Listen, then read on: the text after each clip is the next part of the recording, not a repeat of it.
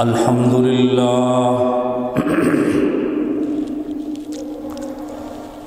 الحمد لله وحده والصلاة والسلام على من لا نبي بعده الحمد لله نحمده ونستعينه ونستغفره ونؤمن به ونتوكل عليه ونعوذ بالله من شرور أنفسنا ومن سيئات أعمالنا ونعوذ بالله من شرور أنفسنا ومن سيئات أعمالنا من يهده الله فلا مضل له ومن يضلله فلا هادي له ونشهد أن لا إله إلا الله وحده لا شريك له ونشهد أن سيدنا وسندنا ومولانا وشفينا ونبينا محمدا عبده ورسوله أما بعد فأعوذ بالله من الشيطان الرجيم بسم الله الرحمن الرحيم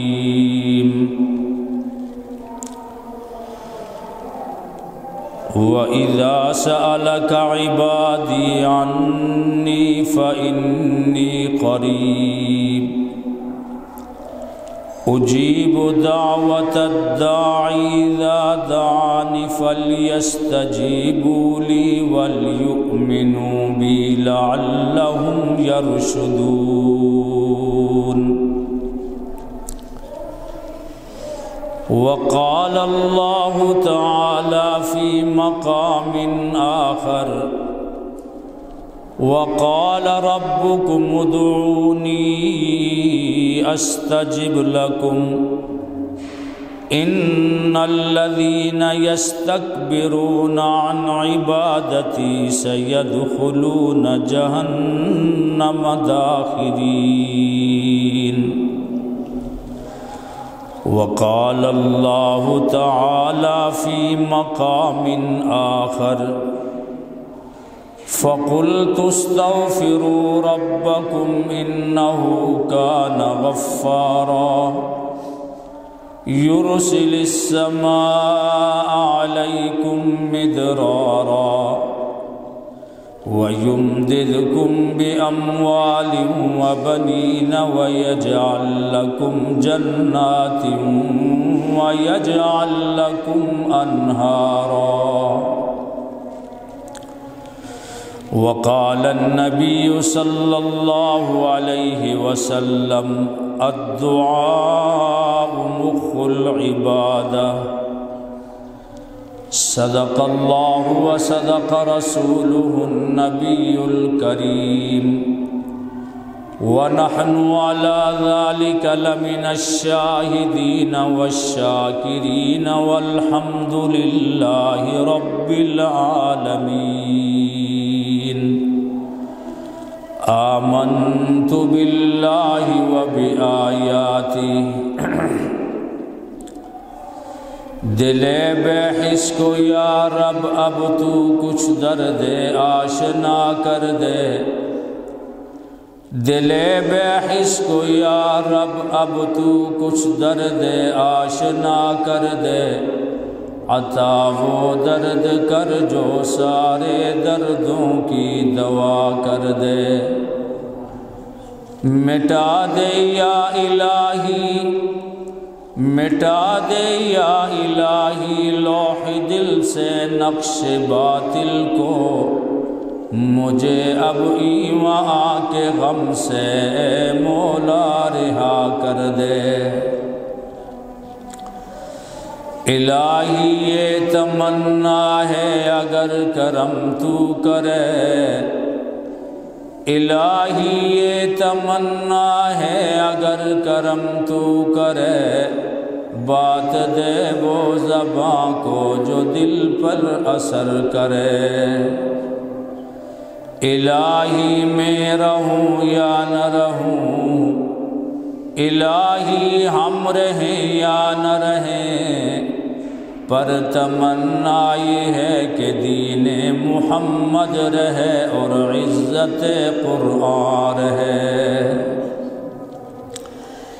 ان اللہ وملائکتہ یصلون علی النبی یا ایہا الذین آمنوا صلوا علیہ وسلموا تسلیما۔ اللہم صل علی سیدنا محمد وعلی آل سیدنا محمد کما صلیت علی ابراہیم وعلی آل ابراہیم انک حمید مجید۔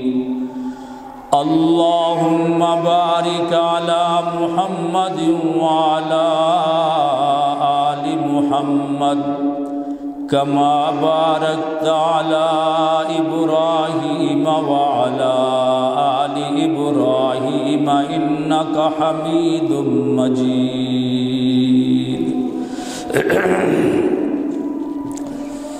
قابل احترام مسلمانوں، بزرگوں، عزیز نوجوان ساتھیوں، ماہ رمضان المبارک کا دوسرا عشرہ شروع ہو چکا ہے۔ سرکار دو عالم صلی اللہ علیہ وسلم نے ارشاد فرمایا، اولہ رحمت و اوسطہ مغفرۃ و آخرہ عتق من النار۔ ماہ رمضان کا پہلا عشرہ رحمت والا ہے، دوسرا عشرہ مغفرت والا ہے، اور تیسرا عشرہ جہنم سے خلاصی والا ہے۔ اللہ تعالی جل جلالہ عم نوالہ بڑی رحیم کریم ذات ہے۔ اللہ پاک یہ چاہتے ہیں کہ میرے بندے کامیاب ہو جائیں اور میرے بندے میرے عذاب سے بچ جائیں۔ اس لیے سرکار دو عالم صلی اللہ علیہ وسلم نے فرمایا، اللہ تعالیٰ کو اپنے بندوں کو عذاب دینے کا شوق نہیں، معاف کرنے کا شوق ہے۔ اللہ رب العزت یہ چاہتے ہیں کہ میرے بندے دنیا سے پاک صاف ہو کر ابد الآباد ہمیشہ والی زندگی پر آ جائیں، ایسے آئیں تاکہ میرے عذاب سے وہ کیا ہو جائیں، بچ جائیں۔ اس لیے اللہ تعالی جل جلالہ عم نوالہ بار بار اپنے بندوں کو ایسے مواقع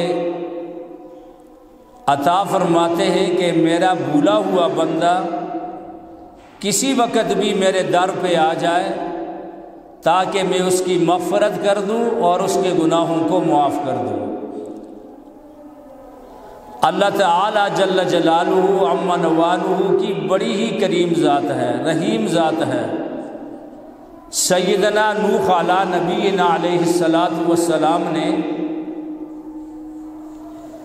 جب یہ بد دعا فرمائی کفار کے لیے، جب انہوں نے پیغمبر کی بات کو نہ مانا، تکذیب کی، تو نوح علیہ السلام نے بد دعا فرمائی، فرمایا رب لا تذرنی فردا وانت خیر الوارثین،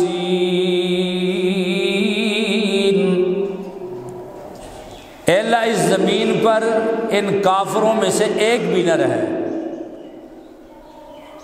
رب العالمین نے اپنے پیغمبر نوح علیہ السلام کی دعا کو قبول فرمایا۔ نوح علیہ السلام کی قوم پر عذاب آیا، یہاں تک کہ اس عذاب میں نوح علیہ السلام کا بیٹا کنعان وہ بھی کیا ہو گیا؟ غرق ہو گیا۔ نوح علیہ السلام کے ساتھ چند اشخاص 80 یا 82 آدمی جو ایمان لائے تھے، اور جانوروں میں سے جوڑا جوڑا جو نوح علیہ السلام کی کشتی میں سوار ہوئے، تو نوح علیہ السلام کی کشتی جودی پہاڑی پر جا کر ٹھہر گئی۔ نوح علیہ السلام کی قوم، نافرمان قوم، اللہ کے عذاب میں کیا ہو گئی؟ غرق، تباہ و برباد ہو گئی۔ اب اللہ تعالیٰ نے نوح علیہ السلام کی ڈیوٹی لگائی کہ مٹی کا گاڑا بناؤ اور اس سے کچھ اشیاء بناؤ، اور نوح علیہ السلام کو بنانے کا طریقہ بھی بتلا دیا۔ یہ کھانے پینے کے جو برتن ہوتے ہیں، کچے مکانات ہوتے ہیں، دوسری چیزیں، فرمایا یہ مٹی سے بناؤ۔ نوح علیہ السلام نے بڑی محنت کے ساتھ بنائے۔ جب تیار ہو گئے، رب العالمین نے حکم دیا کہ نوح ان کو توڑ ڈالو۔